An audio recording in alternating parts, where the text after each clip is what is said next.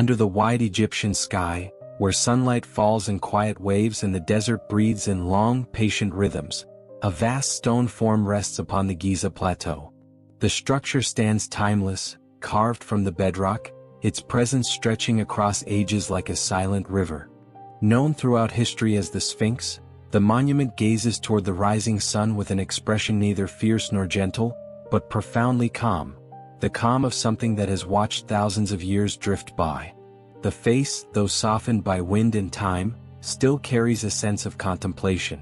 The body, shaped like a reclining lion, extends into the sand with a stillness that feels almost alive. When the wind glides along the monument's flanks, the movement can sound like a slow exhale, as though the desert itself breathes through the ancient form. For countless centuries, sands have risen and fallen around the Sphinx. There were times when dunes buried nearly everything except the highest part of the face, and times when the desert winds swept the surface clean again, revealing long-forgotten lines in the stone. In the earliest ages, long before records were carved on temple walls, the people living along the Nile regarded the monument with wonder and fear. They did not understand what kind of being could possess such a form, part human in the face, part lion in the body. Some believed the structure had once walked across the desert, pausing finally at Giza to keep watch over the horizon. Others imagined the monument had risen from the bedrock by the will of the land, shaped by ancient forces rather than human hands. But fear slowly softened into reverence. Travelers would leave offerings of oil, fruit, or fragrant herbs at the monument's paws. Early priests believed the great stone guardian held wisdom drawn from the earth itself, and that quiet meditation near the monument could open paths to deeper understanding. As ages turned, as kingdoms rose and declined, the Sphinx remained still. Rulers came to stand before the monument, seeking legitimacy or divine approval. At dawn, when the first light touched the ancient face, people felt as though the land itself had blessed the day. To them, the Sphinx was more than a statue. It was a bridge between the human world and whatever existed in the silent vastness before human memory. Long before pyramids towered over the plateau, long before pharaohs carved their names in stone, the Sphinx already watched the desert. When the Nile shifted its course, when stars drifted along their slow celestial paths, the monument endured. Empires rose like waves, broke and dissolved into dust. Yet the guardian of Giza remained a still point in the center of centuries. And from this stillness grew stories told by families around fires of dry wood, stories carried by merchants across deserts, stories whispered by priests in low voices as incense curled through temple halls. One of the oldest legends tells of a time long before the first dynasty, when early people wandered the riverbanks, following the flood seasons and learning the rhythms of the land. They were not yet builders of stone, not yet keepers of written knowledge. But they watched the night sky with deep attentiveness. The stars above the desert were bright, sharp, and close, stretching across the heavens like a silver path. It was said that in those ancient nights, strange lights descended from the sky. At first, people believed these lights were fallen stars drifting quietly toward the earth. But as time passed, they noticed the lights moved with intention, gliding smoothly, never flickering, never leaving smoke or flame. These lights would settle gently on open desert plains, and the surrounding sand would glow faintly with warmth. Curiosity drew some of the early people closer. They approached the glowing grounds with careful steps, unsure whether the phenomenon was a blessing or a warning. In the illuminated stillness, figures sometimes appeared, tall silhouettes with slender forms, their presence quiet and calm. Their eyes shone with a soft radiance, like the reflection of dawn on a river. The early people felt no threat. Communication came not through speech but through a kind of inner clarity, as though the visitors shared thoughts in the form of images or impressions. The people came to believe these beings were travelers from beyond the stars, moving through the universe as birds move through the sky, stopping only when a place resonated with a certain harmony. These star travelers taught the early river people subtle forms of knowledge: how to read the winds, how to understand the language of the ground beneath their feet, how to trace water hidden below sand, and most importantly, how to listen to the world, not with ears but with awareness. One night, bathed in pale moonlight, The star travelers led the people to a broad piece of bedrock rising gently from the desert floor at Giza. The stone lay silent, untouched, waiting for purpose. The travelers touched the surface lightly with their hands, and the rock vibrated with a deep, steady resonance, like the earth remembering something long forgotten. No carving began that night. Only listening. The travelers stood with closed eyes, attuned to the silent pulse of the stone. The early people watched in respectful quiet, sensing that an ancient design was being awakened. In the following days, the travelers returned. They traced lines of pale light across the bedrock. They walked around it, measuring not with tools but with intuition. Their movements suggested a shape already hidden within the stone, the shape of a guardian resting, half lion, half human, facing the horizon where the sun rose each morning. But before any physical carving began, the travelers departed. The descending lights no longer streaked across the night sky. The desert returned to its familiar darkness. The people waited night after night, but the skies remained silent. Yet the memory of the shape stayed with them. The soft lines traced by the travelers lingered like dreams that refused to fade. The early people believed the carving was their responsibility now, a task entrusted to them by silent cosmic teachers. Guided by memory, by intuition, and by the subtle traces left on the bedrock, they began shaping the stone. They carved the forward-stretching paws first, marking the beginning of a guardian's form. Then the long body, flowing backward like a ridge of calm stone. Then the human-like face, carved with patience and reverence, as though the workers were shaping something already alive. The work progressed slowly, guided not by haste but by a feeling, a deep sense that the stone carried a purpose older than humanity itself. The workers moved with care, using simple tools but profound concentration. When the carving was complete, the figure rested fully upon the plateau, a guardian of stone, gazing toward the rising sun, embodying both strength and serenity. At dawn, when the first light touched the monument's face, many of the workers knelt instinctively. Some whispered that the stone seemed to warm, as if acknowledging the arrival of the day. Others felt that the monument's presence extended beyond its physical shape, radiating a calmness that settled into the desert air. From that moment, the Sphinx became a companion to time. People returned again and again, offering gifts, prayers, and gratitude. The monument watched over burial grounds, settlements, and later the Great Pyramids. Though wind and sand slowly altered the stone, the silent expression remained, patient, timeless, aware. And so the earliest legend of the Sphinx was born. A monument shaped with human hands, guided by visions from starborn travelers, created not merely as a statue but as a point of connection between earth and sky. A guardian not of kingdoms but of mysteries. A presence that listens more than speaks. A form carved from stone, yet carrying the memory of something older, quieter, and deeper than any recorded history. As the earliest kingdoms formed along the Nile, the Sphinx continued resting in its quiet place beside the rising sun, listening to the slow rhythm of time. Small villages expanded into towns, towns grew into cities, and rulers began establishing the foundations of dynasties. Through all of this, the monument remained unchanged, a calm witness to the developing rhythm of human civilization. Each new ruler approached the Sphinx with a mix of reverence and curiosity. The monument stood older than any lineage, older than any temple, older than any written word. Some leaders visited at dawn, believing the first light reflecting on the ancient face revealed signs of approval. Others visited at night, hoping the silence of the desert would allow the guardian to speak through intuition rather than sound. Priests of the early dynasties kept fragile scrolls describing the oldest legends. According to them, the Sphinx was not only a guardian but a message, an emblem connecting earth and sky. It stood as a symbol of balance, the strength of the lion, the awareness of the human, the patience of stone, and the alignment with the eternal path of the sun. The priests also preserved a quiet belief hidden from most people.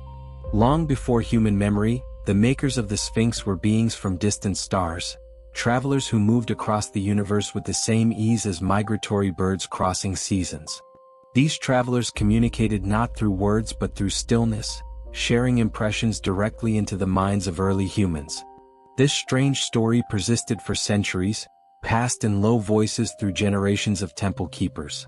Some pharaohs rejected the idea, searching only for earthly explanations. Others embraced it deeply, believing their own rule was part of a larger cosmic tapestry. During the reign of an early dynasty, something unusual happened. One morning before sunrise, a pale blue glow spread across the horizon near the Sphinx.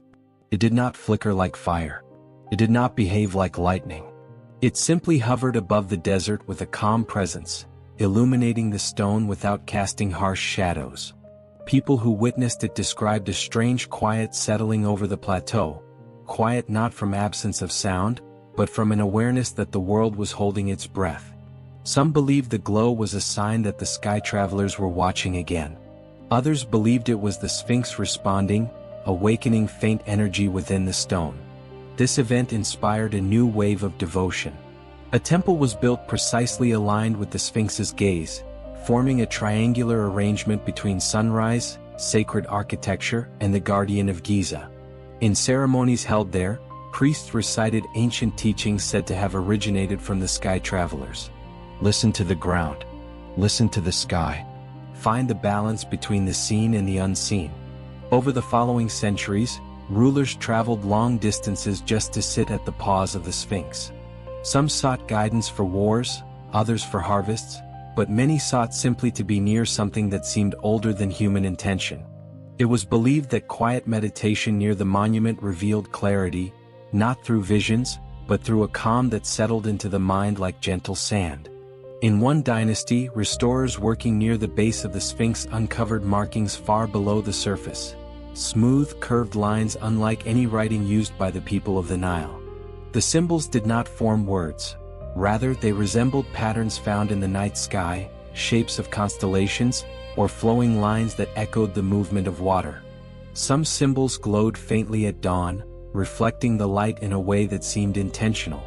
Scholars tried to interpret them, but the markings resisted translation. One priest recorded a thought. These are not meant to be read. These are meant to be remembered. This discovery strengthened the belief that the Sphinx was connected to beings from beyond the world. Not as a machine, not as a vessel, but as a monument carrying messages and forms deeper than language. As time passed, ancient astronomers noticed that the Sphinx aligned not only with the rising sun but with specific stars during certain ages of the sky. These stars were considered guiding lights, associated with myths of distant realms and celestial wisdom. The alignment suggested that the Sphinx was not shaped randomly, it was positioned with purpose, perhaps following a memory shared by star travelers long ago. Throughout multiple dynasties, mysterious lights occasionally appeared above the plateau at night. They moved slowly, deliberately, sometimes in gentle curves, sometimes in straight paths across the sky. Priests wrote detailed accounts describing these lights with words like silent, measured, and aware. Though explanations varied, many believed the sky travelers were observing the development of human civilization, watching quietly from afar, ensuring the knowledge once shared was not fully lost. Over time, political shifts, wars, and natural disasters spread across the region. Libraries were burned, scrolls were lost, and many ancient teachings faded from memory. Yet the Sphinx endured, remaining a physical reminder of wisdom older than any kingdom.